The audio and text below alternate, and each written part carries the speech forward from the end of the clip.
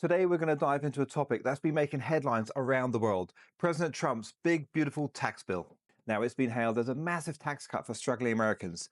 But will it be relief, or will it just be another burden on the tax-paying public? How much is it going to save you? And who's paying for all of this? All is not what it seems. But I've got some answers for you today to get up to speed. But first, it's important to understand the context of the bill, and the first clues are hiding there. Overview of the bill and who really benefits. So the One Big Beautiful Bill is a comprehensive piece of legislation put forward by the Trump administration. And one of its main purposes is to reshape the US tax system. Now, it's just passed the first hurdle, and it's got a few more hurdles in the full House and the Senate before it's made into law next spring. Now, it is important to understand there's probably going to be some changes made along the way to the bill, but the main points of the bill are as follows: an extension of the 2017 bill and making it permanent, increasing the deductions for single and couple tax filers, a child tax credit boost through to 2028, elimination of tax on tips and overtime, the deduction cap raised from $10,000 to $40,000 for households earning under $500,000. Now, on the surface, these tax cuts and credit boosts sound very promising. It sounds like the low earners and struggling families are going to get a much needed boost. But what sounds like widespread tax relief, it favors higher earners and even puts lower earners in a worse off position. And under a bit of scrutiny, its true impact is quite revealing. The 1% earners, the richest people in America, will benefit the most with significant tax savings. Middle-class families will receive modest benefits based around tax deductions and child tax credits, while low-income families will receive minimum tax relief, if any at all. The qualifications to meet that tax relief and as tax credit is not easy, and I believe it's done by design. For example, a family earning $500,000 a year will get significant financial benefit from the bill. This tax bracket is going to clean up. But a family on a more modest income, say $60,000 a year, will get no tax benefit or credit at all. And these are just the first alarm bells. There's much more, including the impact on social programs in your neighborhood. Thanks for clicking on the video today. I've tried to pack it with as much value as possible. If you do find some value, perhaps give me a thumbs up, subscribe to the channel, and maybe even share it with someone who may need to hear it. For now, we're back to the video. Social programs cutbacks. Now, as part of the offset to pay for these tax cuts, the bill proposes substantial reductions in social care and support programs. And of course, these programs are used predominantly by low-income families and those already struggling financially. Now, of all the cuts that are going to be made, some of them are going to be truly biting, including the following: Medicaid cuts that will lead to millions being affected, food assistance programs dramatically reduced, and the removal of student loan relief. These social program cuts, in whatever form they survive, will seriously impact the low earners and the vulnerable. And these are communities already experiencing hardship and financial difficulties. Now remember, the richest people in America are going to benefit from huge tax cuts, and these cuts to social programs are going to pay for it.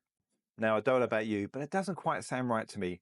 Cutting services that people rely on for their very survival to pay for tax cuts for people that will holiday 2, 3, or 4 times a year.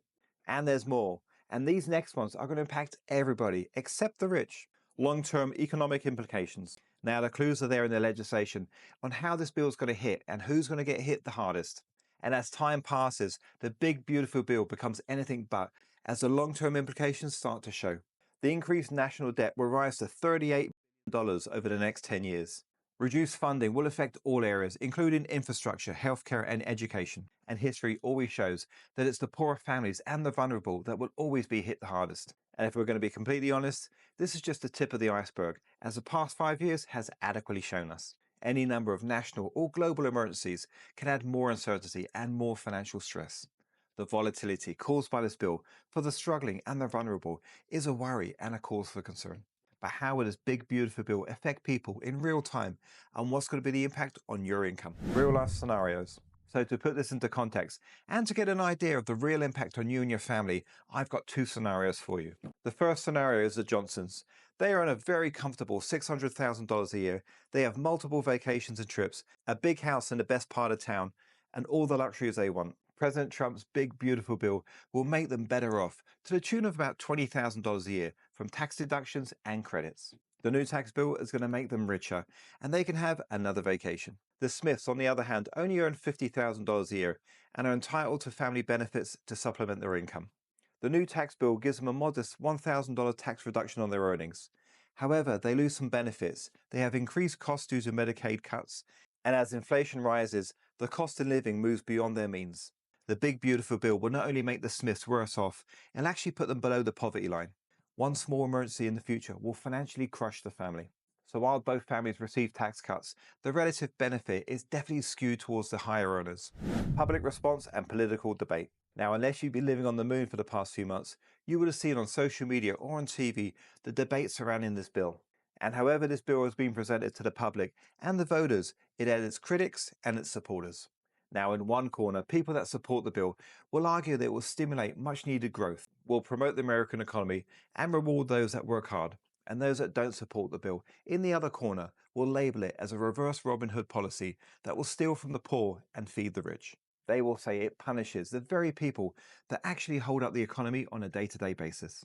And however you view the big beautiful bill, and whichever camp you find yourselves in, there are some common concerns. Now, the main concern seems to be over the erosion of essential social safety nets. And coming from the upbringing in the UK that relied on those services so crucially, it's the one I certainly think about the most. So what can we do to position ourselves and get prepared for this bill next spring? Mitigate the negative impact. So in the spirit of being proactive and getting ourselves and our families ready for this big bill next year, here are some valuable and solid steps that we can take. And the first one is we can maximize the benefits that still exist and that we qualify for. If eligible, we can claim the Earned Income Tax Credit. We can utilize the Child Tax Credit, which was increased to $2,500. We can apply for state-specific aid programs that are not federal.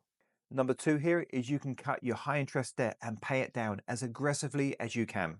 You should prioritize paying down your credit cards. Typically, these have the highest interest. Pay off any payday loans and avoid using in the future. Investigate refinancing personal loans to lower interest rates where possible.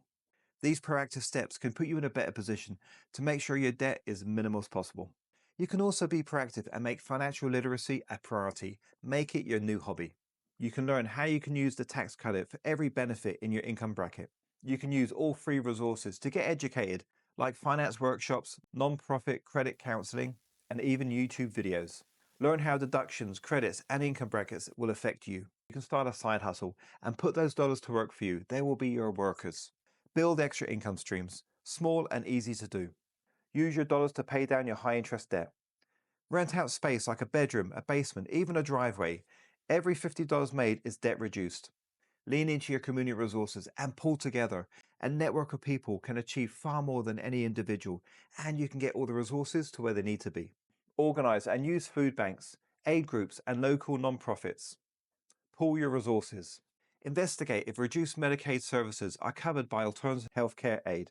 Support policies and local candidates focused on tax fairness and social safety nets. Mobilize and fight for your community. Final thoughts. Well, that was a lot to consider. And the case for and against the big beautiful bill is laid bare.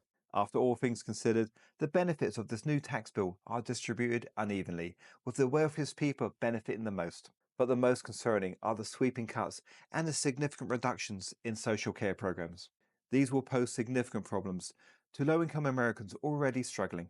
A proactive approach to personal finance, getting prepared in the coming weeks and months, is your best bet to help mitigate these challenges. And on a positive note, it could also be a springbox to take control of your personal finances and put yourself in a better position.